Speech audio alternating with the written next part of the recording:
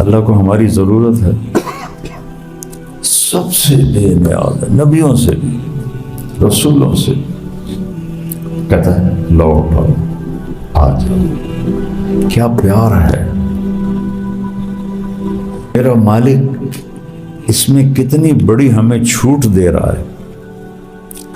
ایسی توبہ نہیں مانگ رہا جو لوہے کے اسٹیل کی طرح ہو، جو ٹوٹے نہیں، یا وہ کانکریٹ کی طرح ہو جس میں بجری اور لوہا ڈلتا ہے کہ وہ گرے نہیں، نہیں ٹوٹ سکتا، جیسے کپڑا پھٹ سکتا ہے توبہ بھی ٹوٹ سکتی ہے۔ تو تمہارے پاس سوئی بھی ہے، دھاگا بھی ہے، تمہارے پاس قرآن بھی ہے، میرا نبی بھی ہے، دوبارہ جوڑ لو، ہم دوبارہ قبول کر لیں۔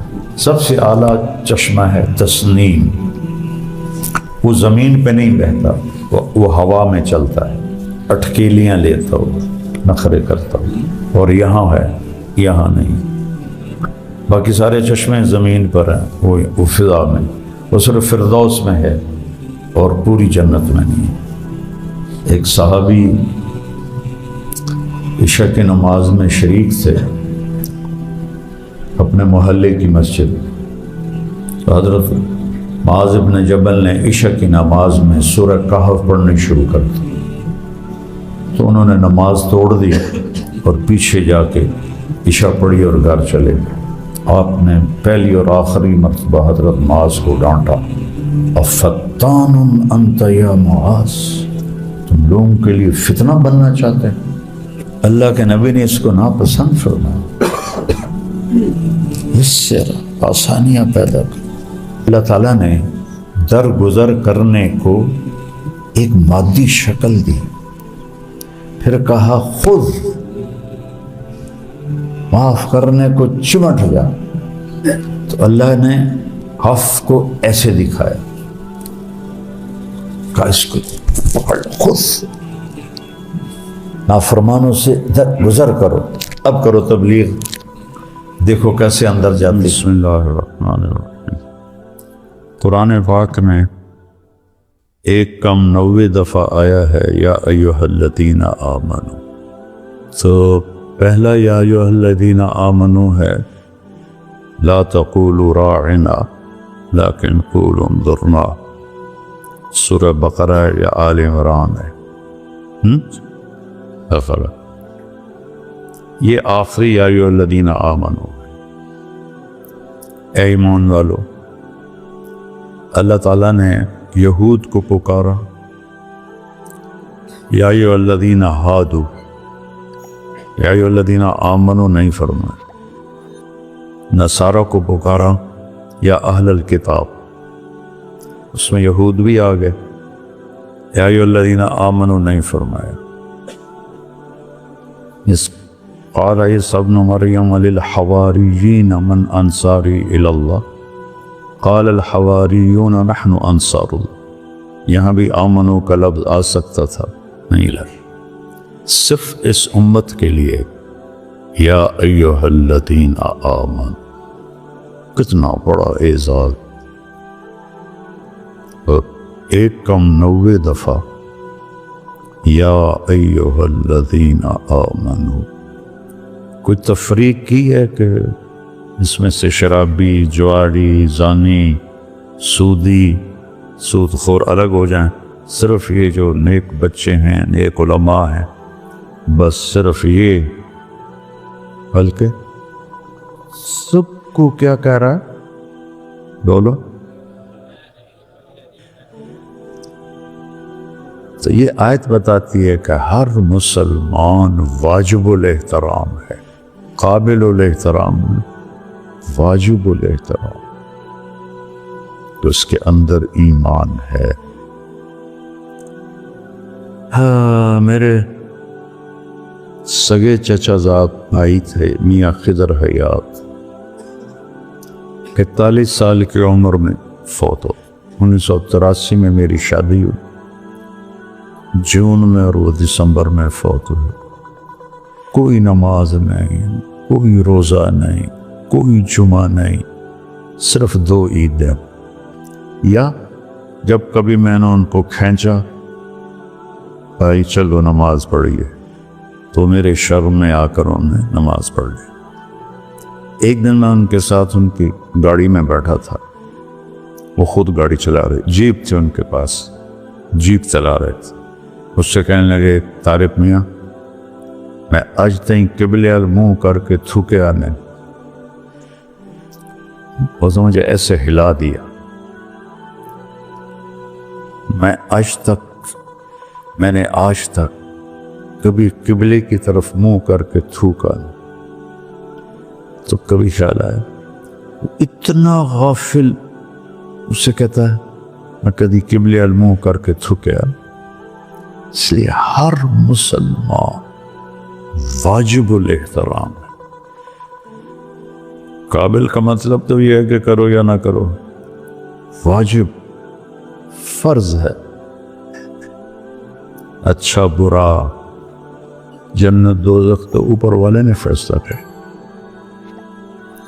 اے ایمان والو سبحان، کیا میرے رب نے کمال کیا ہے، کسی امت کو یہ اعزاز نہیں بخشا۔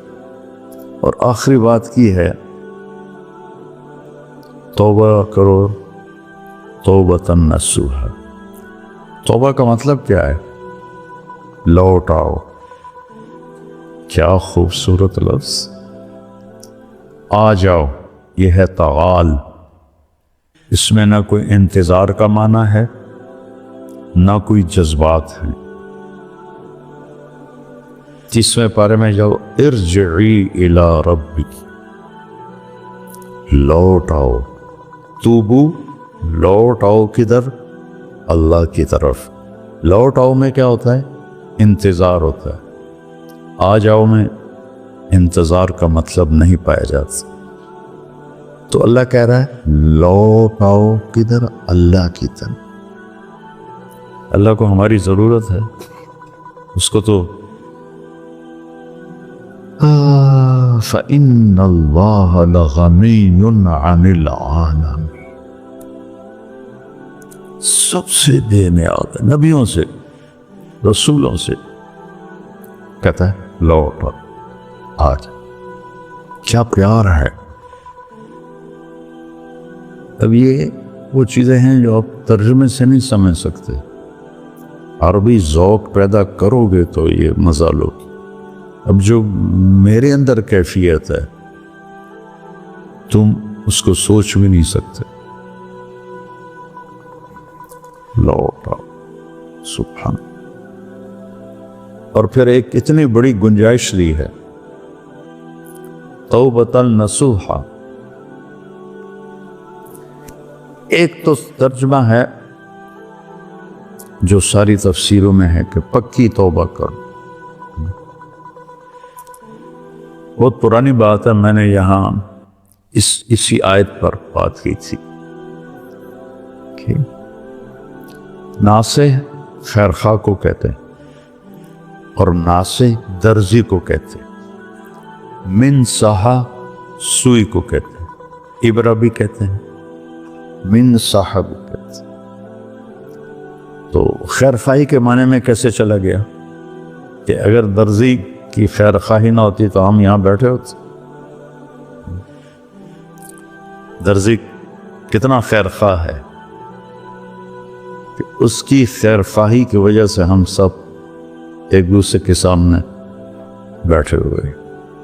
تو نا سے خیرخواہ کون؟ درزی سے خیرخواہی کا معنی ہے کپڑے کو کپڑے سے سوئی کے ذریعے سے جوڑنے والے کو ناصح کہتا ہے۔ تو اللہ اور بندے کو جوڑنے کے لیے جو سوئی دھاگا ہے وہ میرے نبی کا دین ہے یا میرے نبی کی ذات ہے، ٹھیک ہے۔ اس میں ایک اور معنی بھی پایا جاتا ہے جو بہت بڑی تسلی ہے۔ جو کپڑا سل جاتا ہے وہ پھٹتا بھی ہے کہ نہیں؟ پھٹتا ہے نا؟ کبھی یہ دروازے کے ہینڈل کے ساتھ اٹک کے پھٹ جاتا ہے، کبھی گاڑی کے دروازے میں آ کے پھٹ جاتا ہے، کبھی ویسے وہ سیدھا ہو کے پھٹ جاتا ہے، پھر ہم کیا کرتے ہیں، دوبارہ سیدھے۔ نصوحہ میں بہت بڑی تسلی ہے کہ یہ توبہ ٹوٹے تو پھر جوڑ لینا، ہم قبول کر لیں۔ ایک فن ہے رفو کرنا، جانتے ہو، وہ اس طرح دھاگوں کو ملاتے ہیں کہ دور سے پتہ ہی نہیں چلتا کہ یہ یہاں سے پھٹا ہوا ہے۔ تو میرا مالک اس میں کتنی بڑی ہمیں چھوٹ دے رہا ہے۔ ایسی توبہ نہیں مانگ رہا جو لوہے کی اسٹیل کی طرح ہو، جو ٹوٹے نہیں، یا وہ کنکریٹ کی طرح ہو جس میں بجری اور لوہا ڈلتا ہے کہ وہ گرے نہیں، نہیں ٹوٹ سکتا، جیسے کپڑا پھٹ سکتا ہے توبہ بھی ٹوٹ سکتی ہے۔ تو تمہارے پاس سوئی بھی ہے، دھاگا بھی ہے، تمہارے پاس قرآن بھی ہے، میرا نبی بھی ہے، دوبارہ جوڑ لو، ہم دوبارہ قبول کر لیں۔ تو شیخ رمزی یہاں بیٹھے ہوئے تھے، اس کے لئے کہ یہ تم نے کسی تفسیر میں پڑھا ہے؟ تو ویسے ہی لفظ کے معنی سے قرطبی والے نے یہ سارا لکھا ہے۔ پھر میں نے قرطبی دیکھی تو اس میں یہ سارا کچھ لکھا ہوا تھا۔ تو یہ میرے مالک کا کرم اور فضل ہے۔ اگر آپ کو مناسبت ہو جائے گی نا لفظ سے، آپ کو تفسیروں کی ضرورت نہیں پڑے، لفظ خود بولے گا۔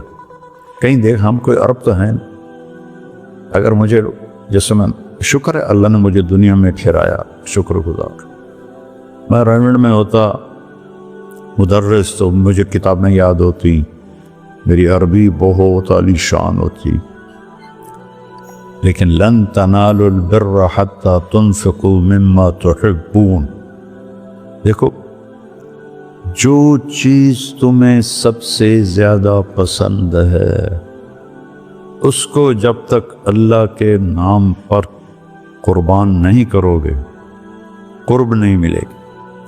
تو مما تحبون ہر ایک کا ایک ہوتا ہے،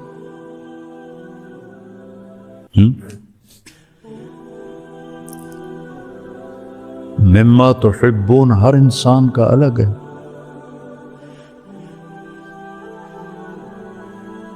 ذمہ دار کا مما تحبون اور ہے، تاجر کا اور ہے، ہر ایک کا مما تحبون الگ الگ ہوتا ہے۔ میری جو مطلب زندگی جوانی کا پیک لگا وہ علم پر لگا، میرا مما تحبون علم تھا، اور شاید ہی اس دور میں کوئی ایسا ہو جس نے کتابیں حفظ کی ہوں پڑھنے کے دوران۔ میں کوئی نفی تو نہیں کرتا ہوں، لیکن علی العموم بات کرتا ہوں، شاید ہی کوئی ہو۔ تو یہ میرا جنون تھا، مجھے وہ قربان کرنا پڑا کہ مجھے وہ رائمنڈ کے ماحول سے نکال کر عبداللہ صاحب نے ذمہ داروں کی جماعت میں جوڑ دیا، اور پھر وہ اللہ نے مجھے اس کے ثمرات دکھائے، اثرات دکھائے کہ 6 بر اعظم میں اللہ نے میری آواز کو پہنچا تھا۔ تو میرا مالک یہاں تسلی دے رہا ہے کہ توبۃ النصوحہ کا یہ مطلب ہرگز نہیں ہے میرے بندو کہ یہ پھر ٹوٹ نہیں سکتی۔ کتنی بڑی تسلی ہے، کتنی بڑی۔ ٹوٹ جائے، آ جاؤ، کہو یاد ہم معاف کر۔ اس آیت مبارک عسیٰ ربکم ان یکفر، کفر کسے کہتے ہیں؟ چھپانا، وہ عف ہے، واعف عنا۔ یکفر ہے نام و نشان مٹا کے، کتنی بڑی تسلی. آسا اللہ کے لیے یقین ہوتا ہے، ہمارے لیے ہوتا ہے شاید کے معنی. گناہ کے، غلطی کے نشانات پڑے ہوں اور اوپر سے اس کو چھپا دیا جائے، یہ عفو ہے. یہ کیس کسی وقت بھی اللہ کھول سکتا ہے. اللہ تو خیر ہر کیس کھول سکتا ہے. ایک ہوتا ہے تکفیر، صاف یکفر، دھو کے رکھ دو، تمہارے گناہوں کے نشان مٹا دوں گا. کیا اللہ ہے یار، کیا وَيُدْخِلُكُمْ جَنَّاتٍ تَجْرِي مِن تَحْتِهَا الْأَنْهَارُ. انہار دریا کو، نہر دریا کو کہتے ہیں. اب لوگ نہر کو اردو میں لے جاتے، سب نے جو ترجمے کیے ہوئے ہیں انہوں نے بھی نہریں بہتی ہیں، نہریں بہتی ہیں، نہریں بہتی ہیں. اور جب کوئی بیان بھی کرتا تو کہتا نہریں بہتی. نہر عربی میں دریا کو کہتی. وَسَخَّرَ لَكُمُ الْأَنْهَارَ،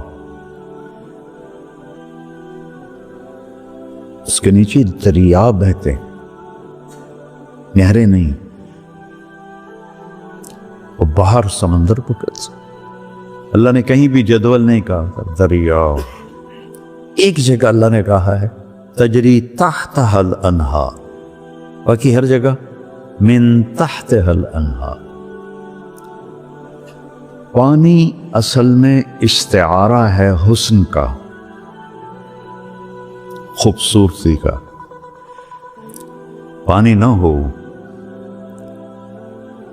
تو آپ کی کیا کیفیت ہوگی، میری کیا کیفیت ہوگی، ہمارے کپڑے کیسے ہوں گے، ہمارا چہرہ کیسا ہوگا، ہمارے جسم سے خوشبو کیسی آئے گی. لوگ بلوچستان کیوں نہیں جاتے، وہاں بھی پہاڑ ہیں. مری کیوں جاتے ہیں، ناران کیوں جاتے ہیں، کاغان کیوں جاتے ہیں؟ وہاں پانی ہے. بلوچستان کے پہاڑوں کی درزوں میں مٹی نہیں ہے. جن پہاڑوں کے اندر مٹی نہ ہو وہ کالے سیاہ رہتے. جن کے اندر مٹی ہو اس میں سے پھر اللہ سبزہ اگاتا ہے، چشمے نکالتا ہے. تو پانی حسن کے لیے لازم ہے، جیسے زندگی کے لیے روح لازم ہے. تو اس لیے من تحتها الانہار، اور ایک جگہ مبالغے کے ساتھ ہے تحتها الانہار. سورہ توبہ میں ہے. پانی خوبصورتی بتاتا ہے، اس لیے اللہ کا تحتها الانہار، من تحتها الانہار. عیون کیا ہے، یشربون من کاس کان مزاجها کافورا عینا یشرب بها عباد اللہ ویفجرونها تفجیرا. اسے اپنے ساتھ ساتھ چلائیں گے. ٹوٹیاں وہاں پڑی ہیں، تمہارے پاس تو نہیں آئیں گی نا، تو نہیں جانا، لیکن وہ ساتھ چلیں گے. سب سے اعلیٰ چشمہ ہے تسنیم. وہ زمین پہ نہیں بہتا، وہ ہوا میں چلتا ہے. ہوا اس سنام سے ہے. اونٹ کی کوہان کو سنام کہتے ہیں.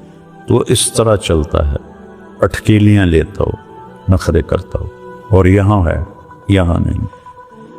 باقی سارے چشمے زمین پر ہیں، وہ فضا میں، وہ صرف فردوس میں ہے اور پوری جنت میں نہیں. اللہ کے نبی آسانی پیدا کرنے کے لیے آئے، مشکل میں ڈالنے کے لیے نہیں آئے. مختلف قسم کے اپنے اوپر مسلط کیے ہوئے مجاہدے.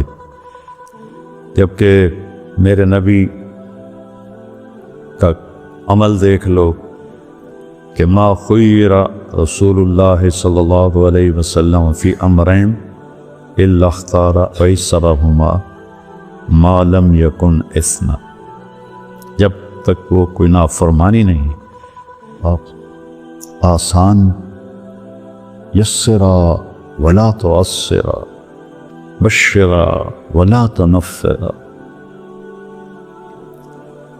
ایک صحابی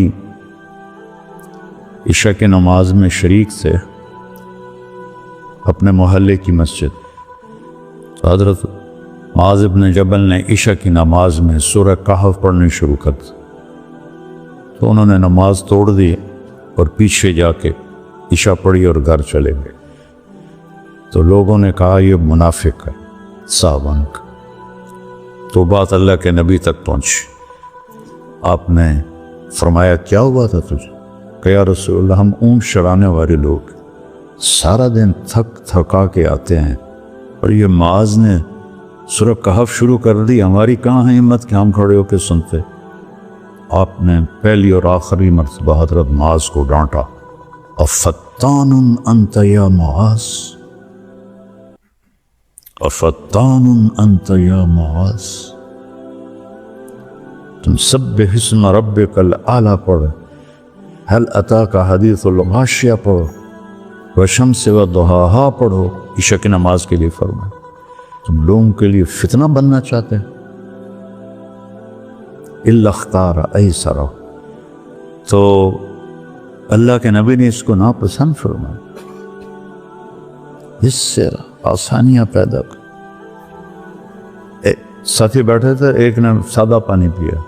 تو کیوں پی رہے ہو؟ کہ نفس کو مار رہا. تو ایک ہمارے ساتھی تھے صلاح الدین، فوت ہو گئے. کہنے کہ پھر شکر تو نہیں نکلے گا جب تک ٹھنڈا پانی نہ پیے. ان پڑھ تھا، بہت پیاری باتیں کرتا تھا، فوت ہو گیا بیچارہ. سو اپنے اوپر خواہ مخواہ کا مجاہدہ مسلط کرنا. اور پھر اگلی بات، من تکمل نفسہ، اپنے لیے کبھی کسی سے چھوٹا بن جانے میں بڑا بننا چھپا ہوا. آدمی پیسے سے بڑا نہیں بنتا، پیسے سے مالدار بنتا ہے. بڑا کس چیز سے بنتا ہے؟ صفات سے بڑا بنتا ہے. صفات سے.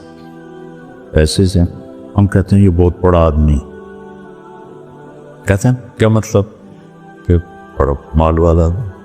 اللہ سے مانگو اللہ تمہیں بڑائی دے صفات کے ساتھ. تم اللہ کی بارگاہ میں بڑھے گئے صفات کے ساتھ.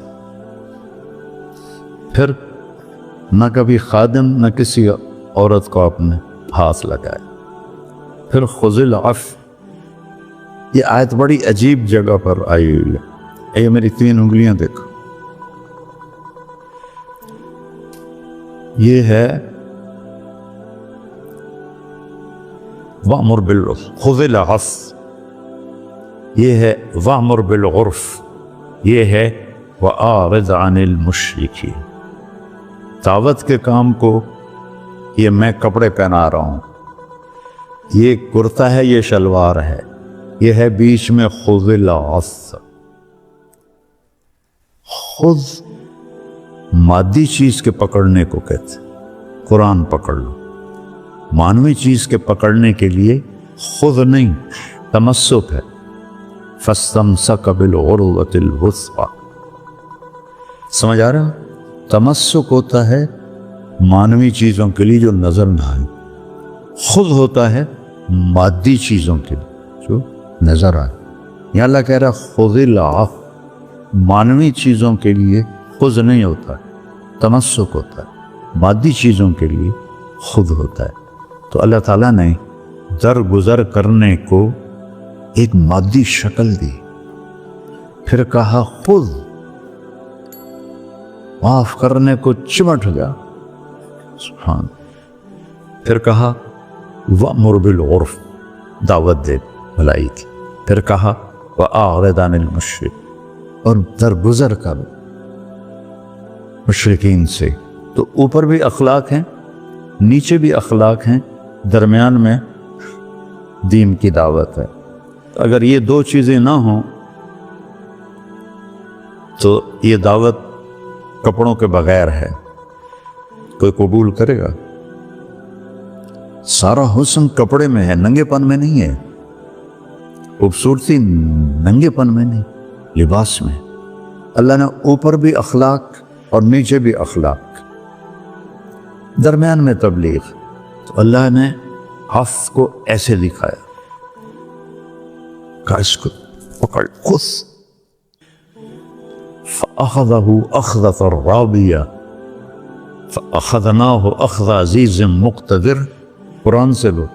53 برس کی عمر میں آپ نے مکہ سے مدینہ کی ہجرت فرمائی اور 10 برس آپ نے مدینہ میں قیام فرمایا. 11 ہجری میں آپ حج کے لیے تشریف لے گئے اور یہ صورت آئی 11 تاریخ کو 11 حج کے ذوالحج اذا جاء نصر اللہ والفتح. اس میں اشارہ تھا کہ میرے نبی آپ کا مشن مکمل ہو چکا ہے، اب آپ ہمارے پاس آنے کی تیاری فرمائیں.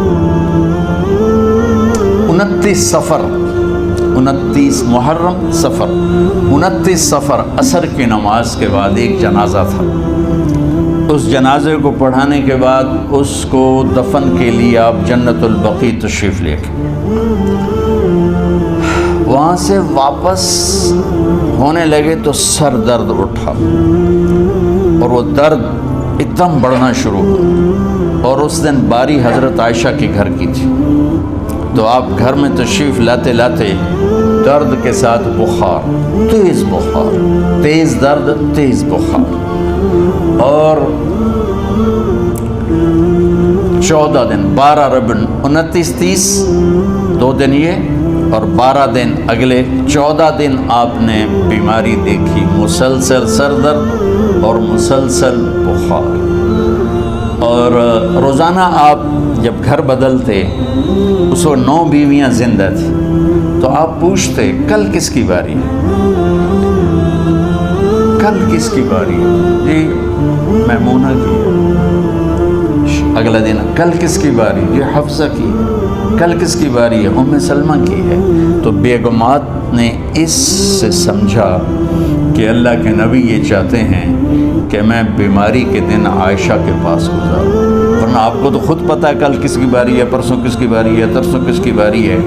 تو حضرت میمونہ کے گھر میں آپ تشریف فرما تھے تو ساری باقی 8-7 بیگمات جمع ہوئیں اور انہوں نے آ کے عرض کی یا رسول اللہ جب تک آپ بیمار ہیں آپ عائشہ کے پاس آرام فرمائیں، اور جب اللہ آپ کو شفا دے دے تو پھر ہماری ترتیب کو آپ دوبارہ شروع فرما دیں. تو آپ نے سب کا شکریہ ادا کیا. علی اور عباس کو بلایا، ان کے کندھوں پہ آپ نے یوں ہاتھ رکھے اور آپ کے پاؤں یوں زمین پہ لگ رہے، آپ پورا پاؤں نہیں لگا پا رہے تھے کمزوری سے. یہ پوزیشن تھی اس طرح. اور یہ پیر کا دن تھا، آپ حضرت عائشہ کے گھر میں داخل ہوئے اور اگلے پیر کو حضرت عائشہ کے گھر میں آپ اپنے اللہ کے پاس چلے گئے. آخری ہفتہ آپ نے حضرت عائشہ کے گھر میں گزارا. صحابہ ملاقات کے لیے حاضر ہوئے تو آپ ان کو دیکھ کے رونے لگے اور فرمایا کہ میں تمہیں اللہ کے سپرد کرتا ہوں، اللہ تمہاری حفاظت کرے، اللہ تمہارا ساتھی ہو، آواکم اللہ حفظکم اللہ نصرکم اللہ. بہت دعائیں دی. آپ کے جانے میں 5 دن باقی تھے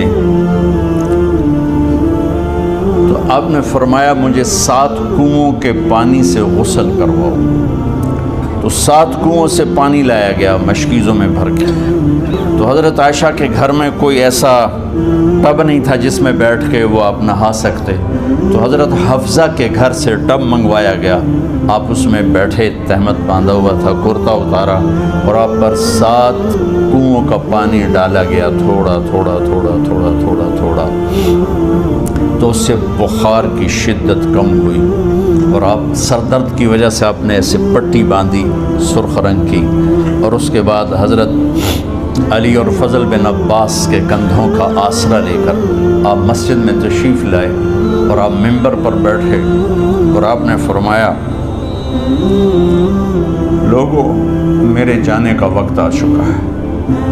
میں نے کسی پر زیادتی کی، کسی کو تھپڑ مارا ہو، کسی کو چھڑی ماری ہو، کسی کا حق دبایا ہو تو میں اپنی جان کے ساتھ مال کے ساتھ حاضر ہوں، مجھ سے یہی بدلہ لے لو. آخرت میں میرے خلاف کوئی دعویٰ نہ کر، میں آخرت کے حساب کو برداشت نہیں کر سکتا. جن کے طفیل لوگوں کا حساب معاف ہوگا، جن کی طفیل، جن کی شفاعت پر لوگ بے حساب جنت میں جائیں گے، وہ روتے ہوئے فرما رہے ہیں کہ میں آخرت کے حساب کو نہیں دے سکتا. تو سارے صحابہ رونے لگے. لیکن آپ اپنی بات کو دہراتے رہے، کوئی بھی نہیں اٹھا۔ تو آپ نے ظہر کی نماز پڑھائی، ظہر کے بعد پھر ممبر پر آئے اور فرمایا کہ لوگو یہیں مجھ سے حساب کتاب کر لو، آگے نہ کرنا، بتاؤ میں نے کسی کا کوئی حق دینا۔ ایک صحابی کھڑے ہو، یا رسول اللہ آپ نے میرے 3 روپے دینے ہیں، 3 درہم۔ تو آپ نے فرمایا دینے ہوں گے ضرور، پر مجھے یاد نہیں، بتاؤ گے کس طرح دینے ہیں؟ کہ یا رسول اللہ آپ کے پاس سائل آیا تھا، آپ سے مانگا، آپ کے پاس تھے نہیں، تو آپ نے مجھ سے کہا تیرے پاس کچھ ہیں؟ تو میرے پاس 3 درہم تھے، تو آپ نے فرمایا تو دے دے، میں بعد میں ادا کر دوں گا۔ تو ہاں یاد آ گیا۔ تو میرے گھر کے میرے نبی کے گھر میں تو تیل نہیں تھا، ایک چھٹانگ جس سے چراغ جلتا، پیسہ کہاں سے آتا؟ تو آپ کے سامنے آپ کے کزن فضل بن عباس کھڑے تھے، آپ نے فرمایا فضل میرا قرضہ ذمہ لیتے ہو؟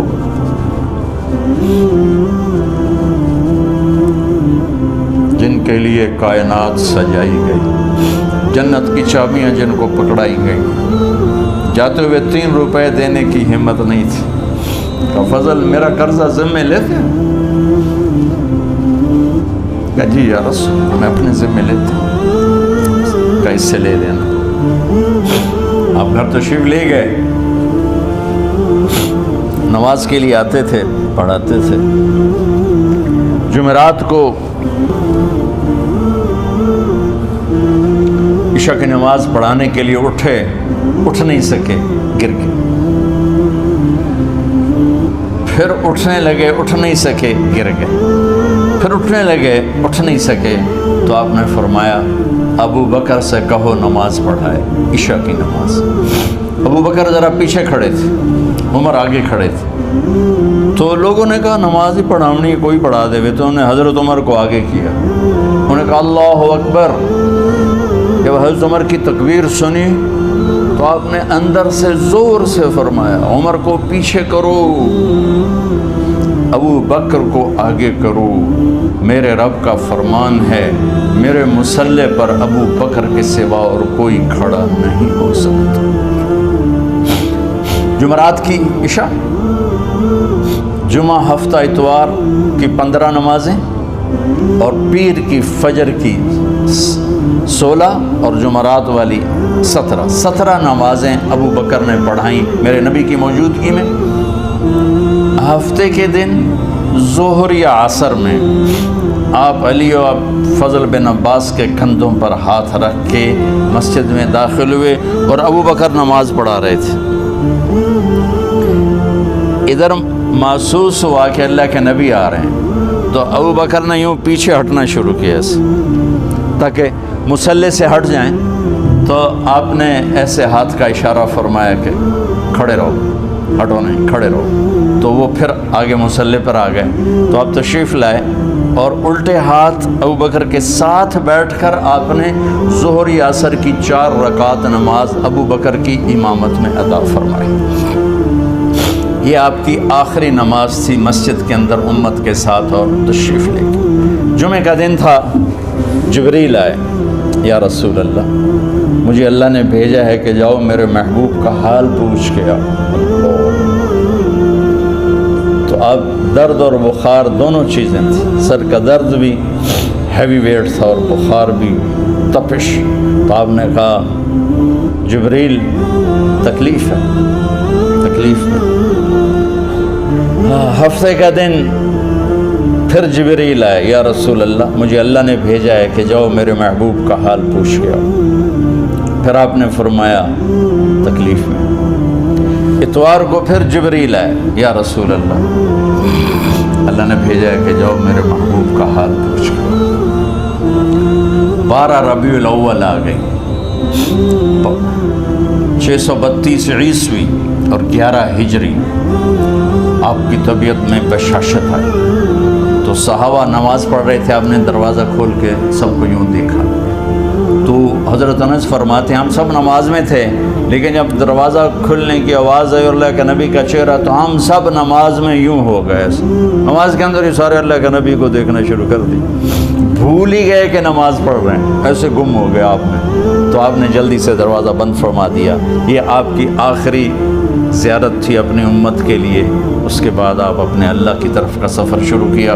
تو اشراق کے بعد آپ نے اپنی بیگمات کو بلایا، ان کو بتایا نہیں کہ میں آج جا رہا ہوں، سب سے ملے، سب کو الوداع کیا اور انہیں بھیجا۔ اس کے بعد آپ نے حضرت فاطمہ کو بلایا، جنت کی عورتوں کی سردار، سب سے زیادہ محبوب بیٹی، سب سے زیادہ جگر کا ٹکڑا، دل کا ٹکڑا کا، جس نے فاطمہ کو دکھ دیا مجھے دکھ دیا، جس نے اسے سکھ دیا مجھے سکھ دیا۔ ہاں، ان کو قریب کا، بیٹی قریب ہو، تو ان کے کان میں کہا میں جا رہا۔ وہ رونے لگی، تو ہم نے کہا رو نہیں، چند دنوں کے بعد تیری میری ملاقات ہو جائے گی سب سے پہلے۔ تو 6 ماہ بعد حضرت فاطمہ کا بھی 24 سال کی عمر میں یا 25 سال کی عمر میں انتقال ہو گیا۔ ان کو رخصت فرمایا۔ پھر آپ نے داماد مولا علی کو بلایا، ان کا سر اپنی گود میں رکھا اور ان کے سر پہ اور کمر پہ ہاتھ پھیرتے رہے اور ان کو دعائیں دیتے رہے۔ آہستہ آہستہ تھی، آواز اونچی نہیں تھی، پست آواز تھی، اور یوں سر پہ کمر پہ، سر پہ کمر پہ، اور دعائیں دے رہے ہیں۔ ان کو رخصت فرمایا۔ آخر میں اپنے جگر کے ٹکڑے حسن اور حسین کو بلایا، جو ہی سینے سے لگایا آنسو شروع ہو گئے۔ بیویوں کو رخصت کیا، خاموش، بیٹی کو رخصت کیا، خاموش، داماد کو رخصت کیا، خاموش۔ جو ہی بچوں کو سینے سے لگایا تو آپ کے آنسو نکلنا شروع ہو۔ ایک زہر میں تڑپ تڑپ کے مرے، ایک کا سر کٹ کے نیزے پہ چڑھا۔ میرے نبی آگے آنے والے زمانے میں دیکھ رہے تھے کہ میرے بچوں کے ساتھ کیا ہونے والا ہے، اس پر آپ بے قرار ہو کر روئے، بولے کچھ نہیں۔ ان کو بھی رخصت فرما دی۔ جب وہ چلے گئے تو جبریل آ گئے، یا رسول اللہ، باہر ملک الموت دروازے پر کھڑا ہے، اندر آنے کی اجازت چاہتا۔ تو آپ نے فرمایا آ جائے۔ میں نے کب روکا؟ تو ملک الموت اندر آیا، ایک فرشتہ اور بھی تھا، کہ السلام علیکہ یا رسول اللہ، یا رسول اللہ میں آپ کو سلام پیش کرتا ہوں، میں نے کبھی کسی کو سلام نہیں کیا۔ آپ کے رب نے فرمایا جب جاؤ تو اجازت لے کے جانا، بن اجازت اندر نہ جانا، میں کبھی کسی سے اجازت نہیں لیتا۔ اللہ تعالیٰ نے فرمایا آنا چاہیں تو لے آنا، رہنا چاہیں تو چھوڑ کے آ جانا، یہ اختیار اللہ نے کبھی کسی کو نہیں دیا، آپ پہلی اور آخری ہستی۔ تو آپ نے فرمایا اگر میں اجازت دے دوں تو میری جان نکالو گے؟ میں تو اللہ کے امر کا پابند۔ تو آپ نے جبریل سے پوچھا کیا کہتے ہو، تم کیا کہتے ہو؟ جبریل نے کہا یا رسول اللہ، اللہ آپ کی ملاقات کے شوق۔ میرے بھائی بہنوں، اللہ سے یہ دعا کیا کرو، یا اللہ ایسی موت دے جب جانے کا وقت ہے تو ہماری ملاقات کے شوق۔ ایک صحابی کا انتقال ہوا، آپ نے ان کی قبر پہ جا کے یہ دعا کی، یا اللہ طلحہ جب تیری بارگاہ میں پیش ہو تو اسے دیکھ کے مسکرائے، یہ تجھے دیکھ کے مسکرائے، سارے دکھ درد دور ہو جائیں گے۔ تو جبریل بولے یا رسول اللہ، اللہ آپ کی ملاقات کے شوق۔ آپ نے فرمایا جاؤ اللہ سے پوچھ کے آؤ میرے بعد میری امت کے ساتھ کیا کرے گا، جاؤ پوچھ کے آؤ حسن حسین کے ساتھ کیا کرے گا، یہ پوچھنا۔ ہر کوئی اپنے بچوں کو یاد کرتا، مرنے والے بچوں کو یاد کر، بچے میلاد۔ میرے والد اچانک ہارٹ اٹیک میں فوت ہو گئے تو ہماری بہنیں موجود نہیں تھیں، میری 2 بہنیں، تو میرے والد بار بار کہتے میری دھیاں مینوں ملا دے، میری دھیاں مینوں ملا دے، اور میرے نبی نے کہا میری امت کا مجھے بتاؤ پہلے کیا کرو گے۔ حسن حسین کا نہیں کہا، جن کو ذبح ہوتے بھی دیکھا، زہر میں تڑپتے بھی دیکھا۔ واہ یا رسول اللہ، آپ نے کیا وفا کی اور ہم نے کیا صلہ دی، سارے خنجر انہی کے سینے میں ہی اتار دیے، ہر تیر کھینچ کے آپ کے جگر کے پار کیا۔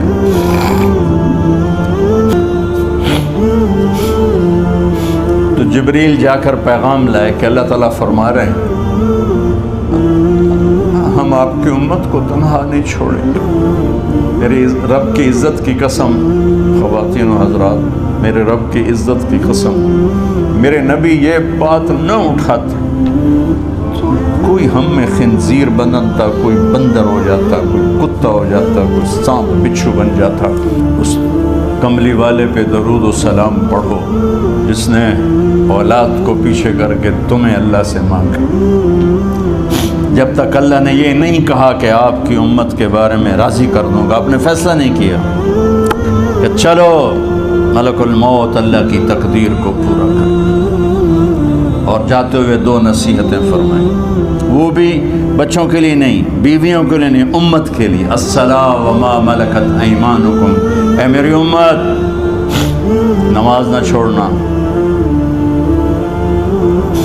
نوکروں سے اچھا سلوک کر، حقوق اللہ نماز، حقوق العباد غریب لوگ کا فرمایا غریبوں پہ ترس کھانا، اپنے نوکر ملازم غلاموں پہ ترس کھانا، اور نماز نہ چھوڑنا، نماز نہ چھوڑنا، نماز نہ چھوڑنا، نماز آخر الفاظ سے نماز نہ چھوڑنا، نماز نہ چھوڑنا، نماز نہ چھوڑنا۔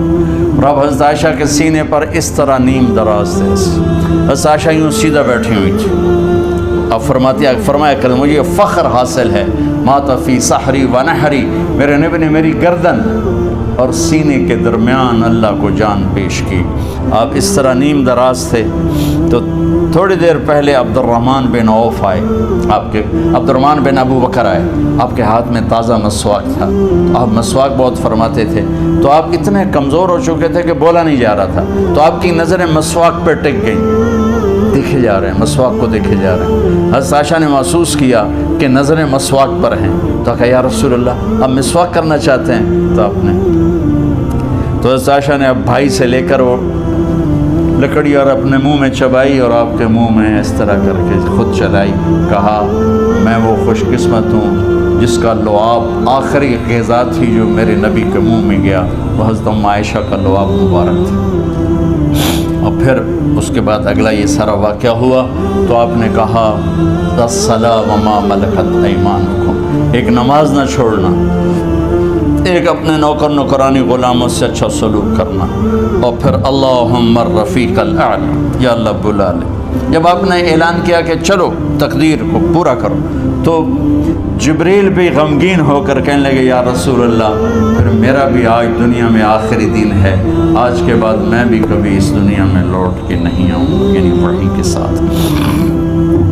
آپ کی آنکھیں بند ہوئیں، حضرت عائشہ رضی اللہ تعالیٰ عنہ کی چیخ نکلی تو ساری بیگمات دوڑی دوڑی آئیں، تو آپ کی منزل پوری ہو چکی تھی، تو آپ کو لٹایا گیا اور چادر ڈال دی گئی۔ ابو بکر رضی اللہ تعالیٰ عنہ اپنی دوسری بیگم کے پاس گئے تھے عوالی، 3-4 میل، پتہ چلا تو وہاں سے گھوڑے پر وہ دوڑتے ہوئے آئے اور آ کر آپ کے ماتھے سے چہرے سے کپڑا ہٹایا اور آپ کے ماتھے پر بوسہ لیا تو آپ کے آنسو ماتھے پر گرے، کوا و نبیہ وا خلیلا وا صفیہ، ہائے میرا نبی، ہائے میرا دوست، ہائے میرا خلیل، ہائے میرا جگر، کہ یا رسول اللہ آج کے بعد آپ کوئی دکھ نہیں دیکھی۔ جب آپ درد سے بے قرار تھے اور بی بی فاطمہ رضی اللہ تعالیٰ عنہ ساتھ بیٹھی تھی تو آپ کی بے قراری کو دیکھ کر وہ رونے لگی کہ ہائے میرے ابا کا درد، ہائے میرے ابا کا درد۔ تو میرے نبی نے کہا ما علی ابی کی کرب بعد اليوم، بیٹی آج تیرے باپ کے دکھ کا آخری دن ہے، آج کے بعد کوئی دکھ نہیں دیکھیں گی۔ تو صدیق نے کہا آپ آج کے بعد کوئی دکھ نہیں دیکھیں گے۔ اب تشریف لے گئے مسجد میں تو کوہرام مچا ہوا تھا، کچھ گمسم تھے اور عمر رضی اللہ عنہ تلوار اٹھائے ہوئے تھے، جو کہے گا اللہ کا نبی فوت ہو گیا میں سر اڑا دوں گا، وہ فوت نہیں ہوئے، وہ اللہ کے پاس گئے۔ ایک جنونی کیفیت پیدا ہوگی، وہ واپس آئیں گے، سارے کفار سے جہاد کریں گے۔ تو ابو بکر ممبر پر آئے، کہا عمر بیٹھ جاؤ، عمر کہنے لگے نہیں بیٹھتا، انکار نہیں بیٹھتا، اور تلوار ایسے سبحان واہ صدیق واہ۔ آپ نے ممبر پہ کھڑے ہو کر کیا سونے سے بھی لکھے جائیں تو کم ہے، قیمت اس سے زیادہ ہے۔ میرے صدیق نے کہا لوگو من کان یعبد محمدا فإن محمدا قد مات، جو محمد کی پوجا کرتے تھے تو آج محمد کو اللہ نے موت دی تھی۔ ومن کان یعبد اللہ فإن اللہ حی لا یموت، اور جو اللہ کی پوجا کرنے والے ہیں وہ یاد رکھو ان کا اللہ زندہ ہے، موت سے پاک۔ پھر آپ نے اِنَّکَ مَیِّتٌ وَإِنَّهُمْ مَیِّتُونَ، میرے محبوب آپ کو بھی موت آئے گی اور ان سب کو موت آئے گی۔ حضرت عمر فرماتے ہیں جب میں نے یہ آیت سنی تو میں یوں نہیں گرا، ایسے گرا سیدھا، ٹانگوں سے جان نکل گئی تو یوں گرے ایسے یوں، اور کہنے لگے مجھے یقین ہو گیا کہ موت آ گئی اور اللہ کے نبی ہمیں چھوڑ کے چلے گئے۔ غسل کون دے، کیسے دے؟ اہل بیت نے غسل دینا تھا۔ آپ کے کپڑے اتار کے غسل دیا جائے یا جو آپ نے کپڑے پہنے ہیں اسی میں غسل دیا جائے تو پریشان ہے، کیا کیا جائے؟ سب پہ اونگ طاری ہو گئی، ایک دم سب کو نیند آئی اور غیب سے آواز آئی کہ ہمارے نبی کو کپڑوں سمیت غسل دیا جائے۔ آپ کے بدن مبارک سے کپڑا نہیں اتارا، کوئی اتارے نہیں، تو اس آواز پر سارے بیدار ہوئے۔